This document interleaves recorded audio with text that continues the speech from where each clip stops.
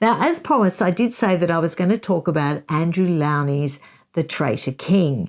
And I am, but I'm not going to go over too much old ground. I have really read this book and I've identified really interesting parts. I think parts that are meaningful because they really illustrate the true relationship between Wallis and Edward, which honestly I think was a little bit sick, to be perfectly frank. Also, I was interested to sort of realise how much sympathy that the then Prince Edward had for Adolf Hitler's sort of policies, even prior to meeting Wallis. Now, Adolf was actually voted in 1933, as you know, and the then Prince Edward loudly proclaimed his admiration for a lot of the policies that he was implementing, particularly those in regards to high unemployment, which of course was a problem all over the Western world. But then when he met Wallis, who was really a fascist fangirl, he found his perfect match, so to say. I mean, I was also intrigued to hear that Wallis even had a Nazi spy who lived in her block of units. I mean, it all seems rather convenient and rather set up, doesn't it, that she would end up being the beau of the future King of England. But Andrew Lownie's book is fascinating because he did access the archives that pretty much everyone had access from the mid to late 50s, the Marburg files, which later became known as the Windsor files, and that were, the royal family and the powers that be spent so much time and energy trying to suppress this story coming out. But Andrew Lownie also had access to stellar primary sources via the Royal Archives. So he really paints an irrefutable picture about the collaboration with the Germans prior, during, and even a little bit post World War II. I think one of the most gobsmacking things was after the fall of France. And here was King Edward sort of hedging his bets, trying to keep his communication with the Germans open, trying to ask them to please look after their house in France and look after all their, chattels they left behind, and stalling Winston Churchill and making up all these excuses about why they couldn't return to England.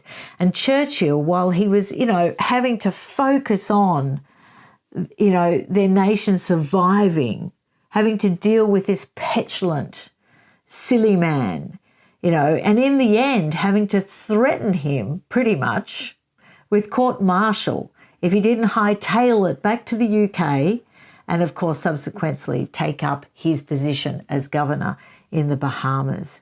It was extraordinary behaviour. Silly man. And I think even when he was sort of making googly eyes at the Germans, sort of making up to the Germans and being all coy and acting like he was on their side as well. I think in the end, he even scared himself. I think he got terrified, and I don't think it was just Winston Churchill sort of threatening him with punishment and quite harsh sanctions. I think he also thought that it was getting too hot to handle, and that he thought he might be safer off in the bosom of Great Britain once more. So I'm going to take you after the war because, like I said, all that has been covered so extensively. We know how he conducted himself, the appalling way that he and Wallis conducted himself, and really he was indeed the Traitor King. Oh, one more thing I should mention, though. It is interesting to see the extent to which he was pushed towards abdicating, with Wallis being used as a club to beat him over the head with, when in reality, the government of the day just wanted to get rid of him because they just didn't trust him at all. They couldn't even trust him with cabinet information in the red boxes. That's how much the loyalty and trust between government and crown had broken down, and Wallis really was just the lovely excuse to get rid of him. So I'm going to take you, like I said, post-war. Now, Wallis actually met Jimmy Donahue in 1941. She sat next to him at a lunch in Palm Beach, and he was an entertaining, effervescent, gay gentleman that she had a ball with. Now, we're going to fast forward now to the 1950s, and they're actually on the Queen Mary sailing from New York to France. And Jimmy Donahue, who is the 35-year-old heir to the Woolworth fortune, is on board with his mother. So they have a grand old time on this ship. And it's actually, a lot of people say that the grand old time and the attraction for the Windsors at that point was the fact that Jimmy Donahue and his mother Jessie used to pick up all the bills. Now, I'm just going to read you a little description about Jimmy Donahue because he plays a major, major part in the Windsors' life over the next 3 years. Where Jimmy was carefree and impulsive, the Duke was organised and precise. Where Jimmy was generous, the Duke was penny pinching. Where Jimmy was exciting and cheerful, the Duke was dull and depressed. Where the Duke reminded her of her age, this is Wallis, Donahue made her feel young again. She had had to entertain the Duke for 13 long years, and now Jimmy entertained her. So the impression I get was that Wallis was really entering into a real midlife crisis at that point. She was in her early 50s. She was sick to death of the Duke of Windsor. It was apparent that despite their trying to look like they were interested and dedicated in the Bahamas, they weren't going to get to go back and enter, English society. It was all over. There was a little bit of excitement just after the war, because Fort Belvedere was said to be back on the market. And the Duke of Windsor was really excited because, that was his favourite place, his favourite home. And he thought, well, I could go back to Fort Belvedere and make that my UK home, and we could spend 6 months in the UK and 6 months in France, and I could, open the occasional church fete or something and get the cheering crowds, a little bit like someone else I know, another couple that wanted all the cheering and the good time sort of occasions, and 6 months in the UK and 6 months in the US. Seems a little bit Harry and Meghan, doesn't it? But no sooner did he express interest in buying Fort Belvedere, it was off the market. It was removed from the market quick smart, because there was no way the government of the day, or indeed the royal family, were going to countenance Wallis and Edward being back in England for 6 months at a time. Just before I tell you more about the intriguing Jimmy Donahue saga, I will be sharing with you in members' videos letters from this book, Wallis and Edward Letters, just the entertaining and juicy ones, because they're fascinating. So I'll just pop in every so often and read you a letter, okay? Now, back to Jimmy Donahue. Now, like I said, Wallis was she was in her mid-50s, not her early 50s. She probably told everyone she was in her early 50s, but she was actually in her mid-50s. And so this is the attraction that Jimmy Donahue had for Wallis. He had the attraction of being rich and generous. Encouraged by him, she began to amass a substantial collection of furs. One afternoon, she picked out 13 dresses, and Jimmy paid the $3,105 bill. I presume that would be US dollars. So, back then, that's a lot of money. As a publicly gay man, Donahue was also regarded as safe. The friendship, however, turned into an affair. She was giving up a king for a queen. For him, she was a game, and given his detached cold mother Jessie, a maternal figure. So Jessie was also friends with the Duke and Duchess of Windsor, but she had somewhat cooled on them. Jessie was more of an influence and more inviting the Windsors to parties and dinners when they were heading back to Palm Beach more often, which consequently was during the war, when Wallis just couldn't stand the Bahamas anymore. She would make an excuse to head back to the USA. And that also filled the UK government with fear as well, because they wanted America, obviously, to get into the war with them. And the Duke and Duchess of Windsor were blatantly isolationists. They just, encouraged the US every chance they could to stay out of the war. Now, a friend of theirs said, viewing this sort of illicit affair that she started off with Jimmy Donahue, that he thinks that Wallis got a kick out of seeing the Duke of Windsor enraged by it. I think it gave her a feeling of power, that after all those years she could still make him extremely jealous and angry over another man. And then an interior decorator, Nikki Haslam, who actually was responsible for decorating a lot of their homes, says that not only was Wallis attracted to Donahue, I think the Duke was in love with Jimmy too.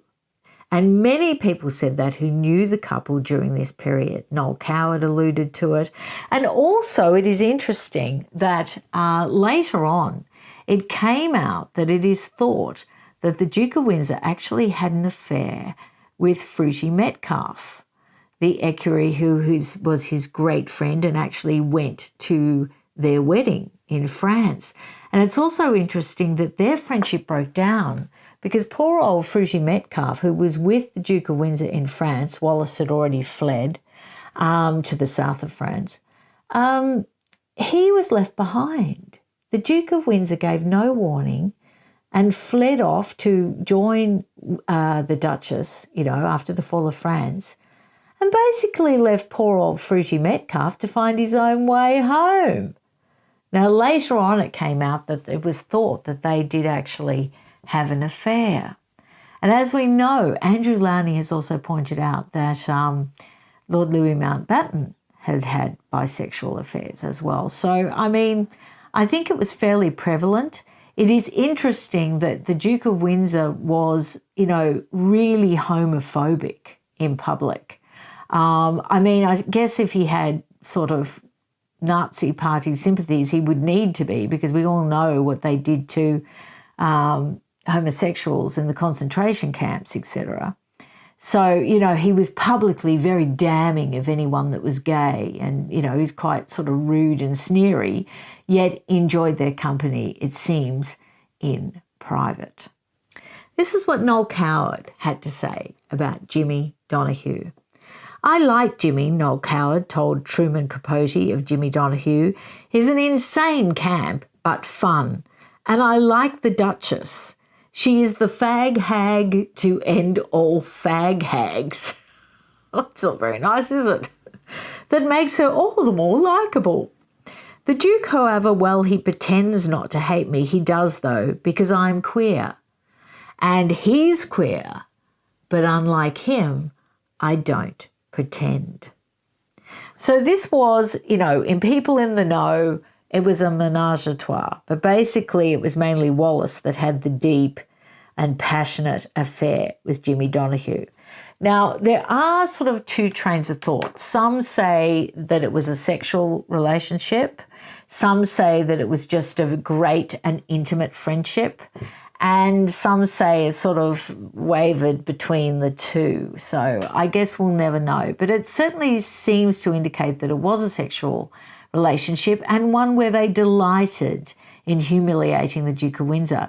There's stories in this book about them having a lunch, and there was quite a few people there, and Jimmy Donahue was there and the Duke of Windsor were there, and Wallis, under some silly pretext, took Jimmy Donahue up to have a look at something upstairs, and the guests heard interesting goings-on, let's say, and that they were away for far too long, and when they came back they look a bit rumpled and flushed. So I think maybe it was an intimate relationship. And evidently the Duke of Windsor, while this was going on, sort of started talking more loudly, probably because they were aware of what was happening upstairs. And he was talking about when he used to be king.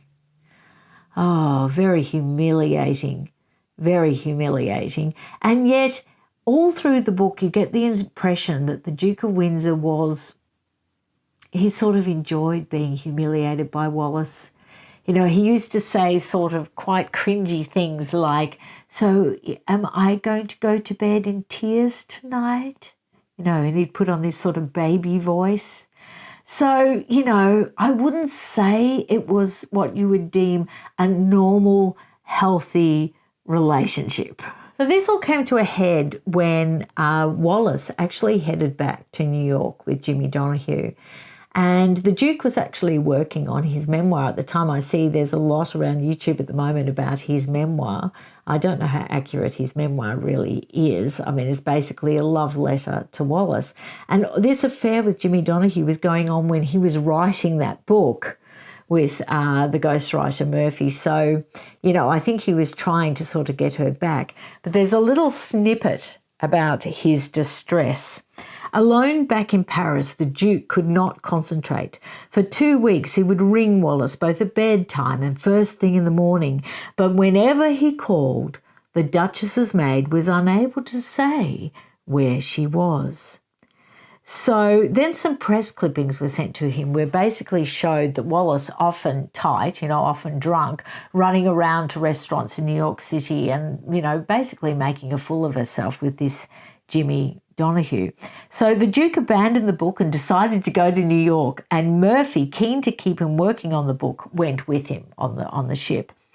So he was also concerned. He was really concerned about the Duke of Windsor's mental health at that point. He was really scared that he was going to do away with himself on the ship or something. So he also went with him to ensure that he had someone to sort of look over him with a watchful eye. The Duchess met the Duke at the dock, accompanied by their terriers Thomas and Pookie on arrival, and they laughed heartily at published reports they were estranged, and they had lots of PDA. They really laid on the public displays of affection. However, she continued to see Jimmy during the day, lunching and shopping at Cartier, and the Duke only saw them all in the evenings. So they would often find themselves at El Morocco nightclub, and the Duke would leave at midnight, and then Wallis would keep going on until the early hours of the morning. Now, this is really, really disturbing and juicy, this next bit. Jimmy came into his own once the Duke had left at midnight, wisecracking, cavorting, camping, telling naughty stories and gossiping about the other patrons. The next morning, the rather haggard and hungover Duke would make his way to the Duchess's room to assure himself that she'd safely returned after him, only to be brought up short by a scrawled warning taped to her door: "Keep out, stay out, don't come in here." And that was because Wallis had a visitor. So Wallis's affair continued with Jimmy Donahue right through to 1953, but then things started to go a little bit pear-shaped. Jimmy Donahue's behaviour became more and more extreme. The Duke was more and more devastated and unhappy, yet still sort of in with this menage a trois that was so negatively impacting him. And Wallis was still, embracing the whole thing with gay abandon. Pun intended. But tensions were mounting, and Andrew Lownie tells us this: Jimmy was bored by them, not least stuck playing Jim Runny with the Duke every afternoon, and he was starting to get really annoyed at their sponging. They were so mean with money. Every chance they got, they let someone else pick up the bill. This came to a head during a 5-night stay at the Brenner's Park Hotel at Baden-Baden, where Jimmy took exception to a disparaging reference by Wallis about his breath. He kicked her under the table, which he often did. Whenever she said anything he didn't like, he got into the habit over that previous year of kicking her under the table. But this one was bad. It was a big kick, and it left her bleeding and her stocking torn. It was the final straw for the cuckolded Duke, who told Jimmy to leave. "We've had enough of you, Jimmy. Get out." So he finally found some strength. He finally got rid of this malicious little character. And it was from that point there was no further contact between the Windsors and the Donahues, and Wallis made no reference to her lover or benefactor in her memoir. Like Fruity Metcalf and the juries before that, the Donahues were simply airbrushed out of the Windsors' life. Sounds like someone else we know who airbrushes, who markles people. Now, this is the interesting conclusion to that fascinating affair. 12 years later, in December 1966, Jimmy was found dead by his mother in their apartment at 834 Fifth Avenue. The official explanation was acute alcoholic and barbiturate intoxication, but the suspicion was that it was deliberate. In his bedroom were found 13 framed photographs of Wallis Simpson. Bye.